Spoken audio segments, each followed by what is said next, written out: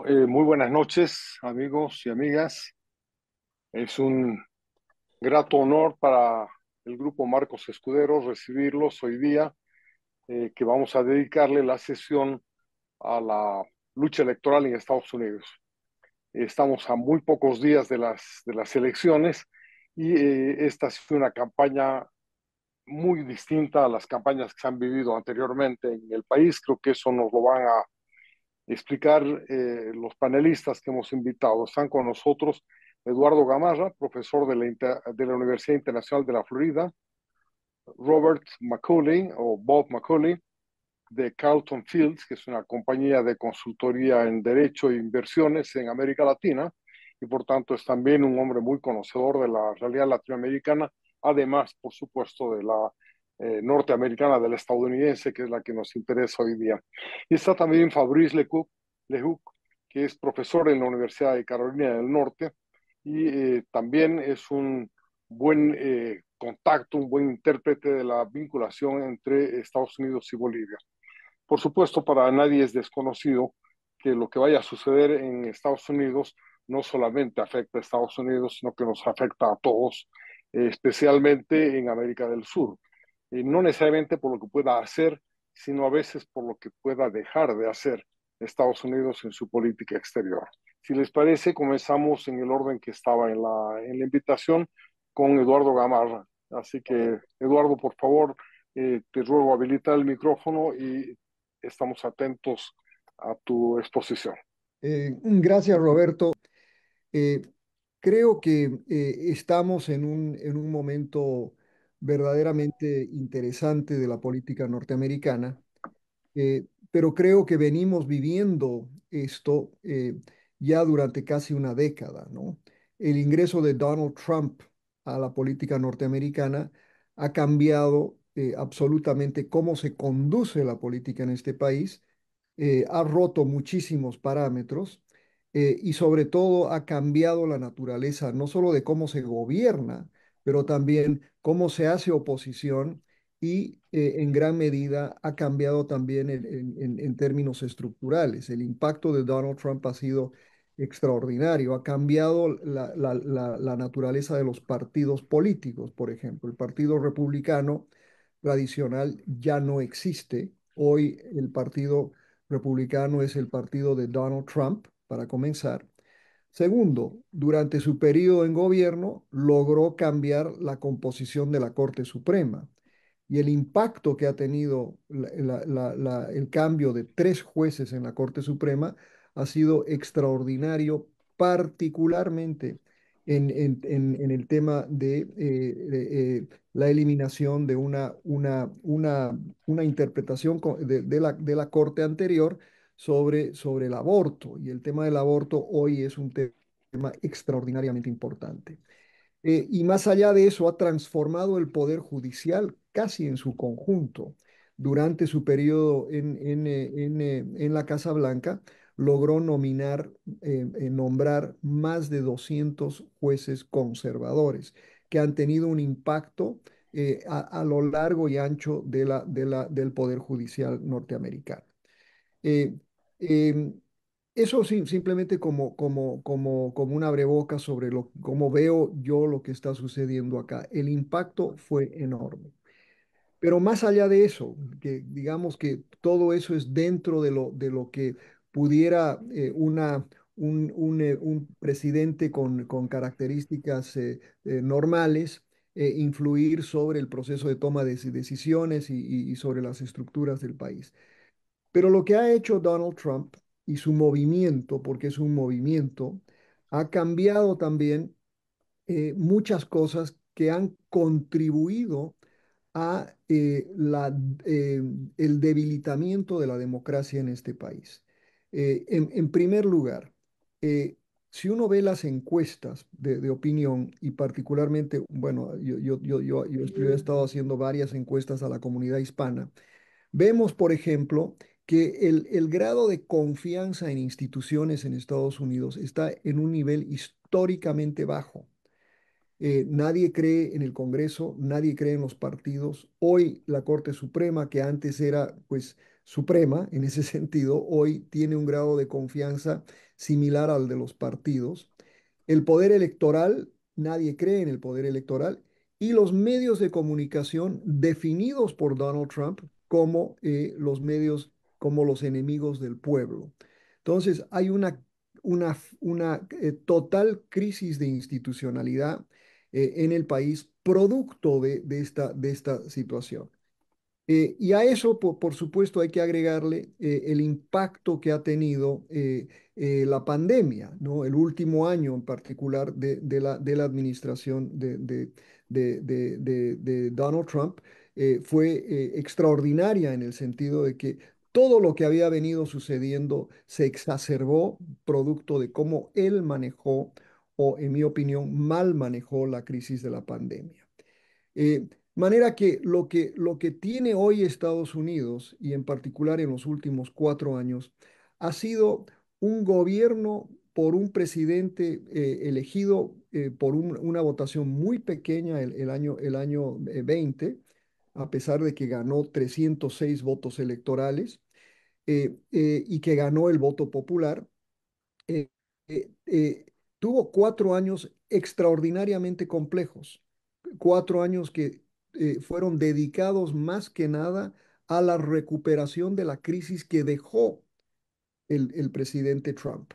Una crisis profunda que es la combinación de ese mal manejo de la crisis de la pandemia y todas las secuelas que vinieron, como es una tasa de desempleo de más del 15%, por ejemplo, una crisis de logística impresionante que culminó en una inflación muy grande, una caída del PIB brutal.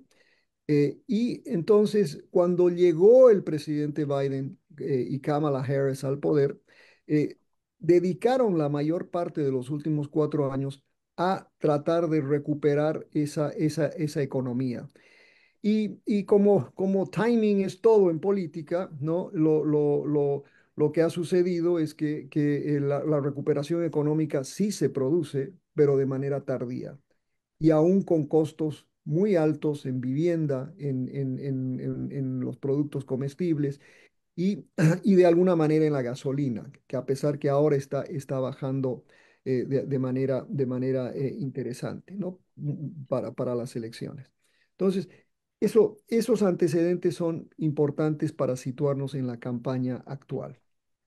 Eh, un presidente Biden que piensa que puede ser reelegido eh, y que el partido en su conjunto se unifica en torno a Joe Biden, y es un error de cálculo fatal.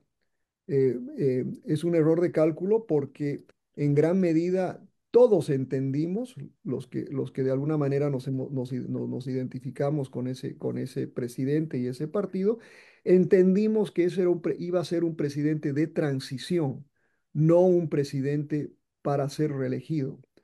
Él llegó a la presidencia con 77 años de edad y lo vimos pues obviamente que ser reelegido presidente a los 82 era un reto extraordinario.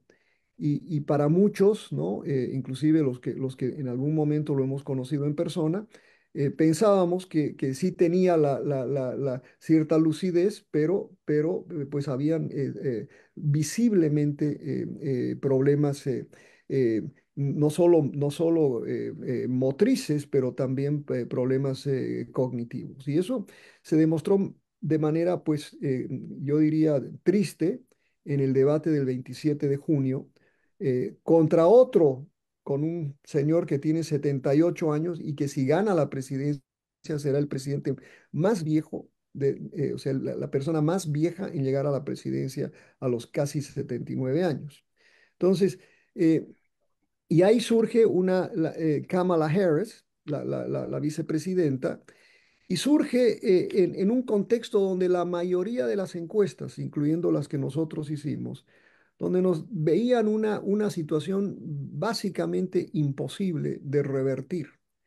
Se habían separado los números entre Trump y Biden de una manera muy, muy grande, una diferencia en algunas encuestas de hasta 10 puntos. Y lo que la mayoría pensaba era que era imposible recuperarse de esa situación.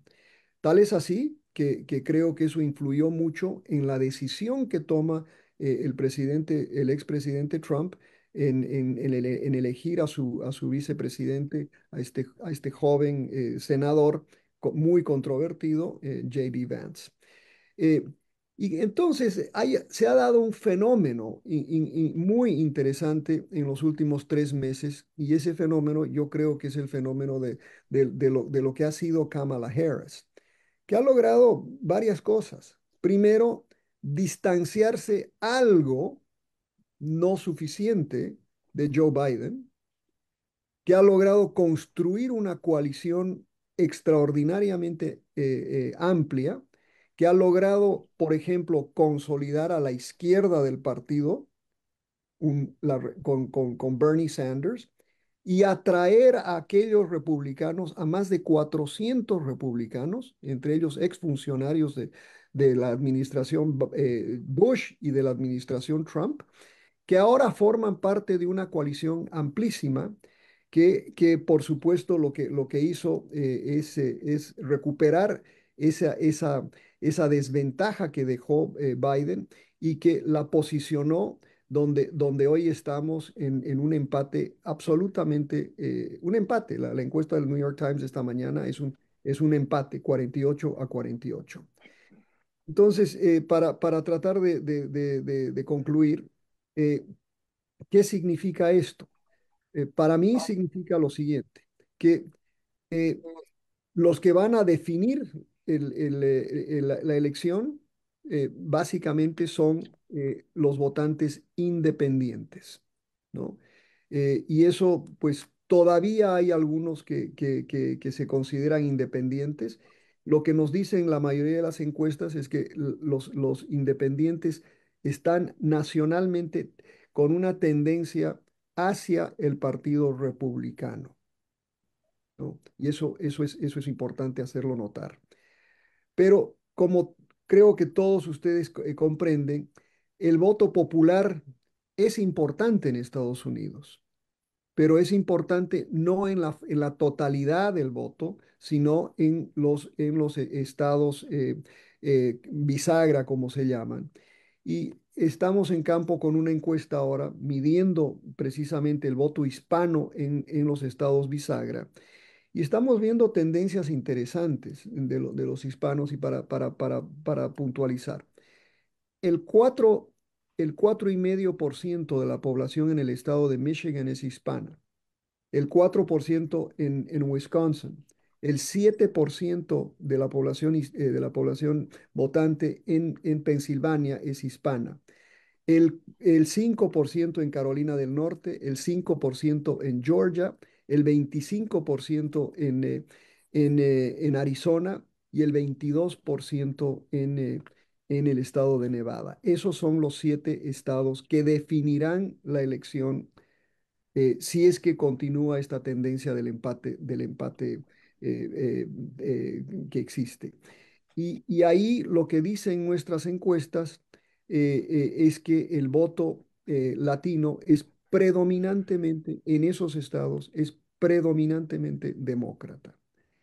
Eh, por lo que voy a simplemente dar una idea provocadora que si esos hispanos Sí, votan. ¿sabes qué, hermano? Lo cierto es que también nosotros estamos en la otra etapa de la vida, viejo. Bueno, perdón. Entonces concluyo con esto, que los hispanos, si es que salen a votar, y esa es una gran condición, ¿no? Porque el promedio de voto histórico del voto hispano es el 50%, ¿no? Es solo el 50%. Si el hispano vota un poco más y vota de acuerdo a la tendencia de lo que estamos viendo en esas encuestas en esos estados, Kamala podría ganar. Pero si el votante hispano se queda en casa y sale a votar el activista republicano, y entre ellos el activista republicano hispano, entonces Donald Trump será el próximo presidente.